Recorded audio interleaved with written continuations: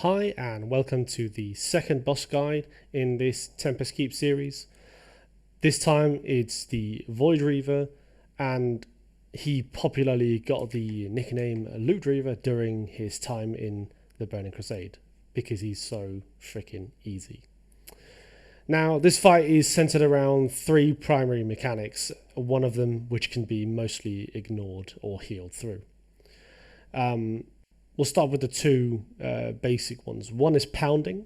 This is cast often. This is a ground attack around Void Reaver. You'll cast it around him, roughly 20-yard range on it from the center of him.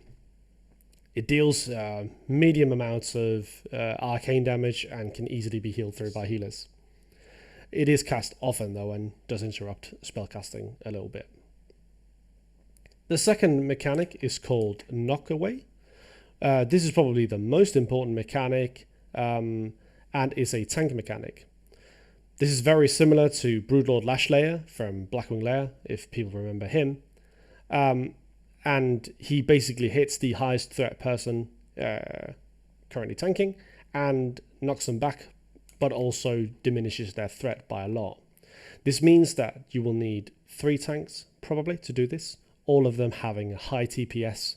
And just like spamming all the way through the fight. Otherwise, other raid members might have to start tanking and dying.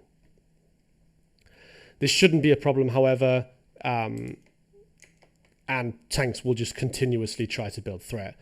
There should be no need for DPS to really like hold too much back.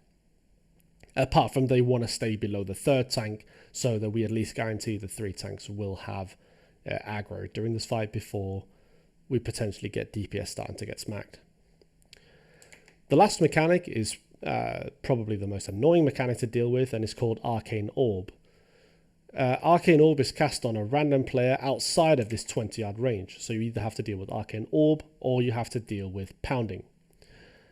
For this mechanic, we'll have Hunters and Mages stay out. We'll tank Void Reaver in the middle, and Hunters and Mages will like walk around this outer rim. The reason for this is that it's a orb casted where a player was stood, and hunters will be able to easily outrun it. Aspect of cheater during this fight could easily be used if you want to use that aspect, and mages can just blink out of it if it's cast through them. Now these people don't want to stack. You want to be spread around, so have say a hunter or 2 in this quadrant, 1 here, mage here, mage over here, so that you don't all need to run at the same time. Other than that, this is literally just a tank and spank fight. You need to have high threat, smack the boss, get some loot. I'll try and see if I can show you all of the mechanics. Again, I'm on the Demon Hunter to try and get some extra mobility to see if I can provoke maybe Arcane Orb during this.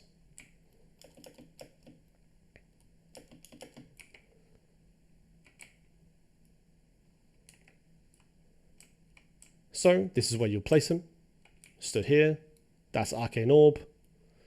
On retail, because I'm only one person in here, it will actually cast it on me. As you can see, this orb silences. This is why you don't want to spread out. And I just got knocked back and lost a bit of threat.